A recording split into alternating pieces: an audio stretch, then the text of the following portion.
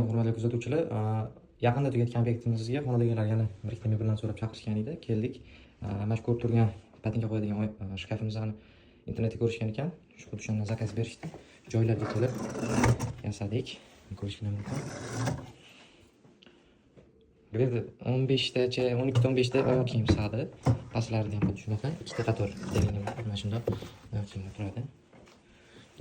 Ko'rishingiz mumkin. Hop, undan keyingi qilgan ishimiz zallarga telefonni qo'yib berganmiz shunaqa. Podsetkalar bilan qildik, ko'rishingiz mumkin.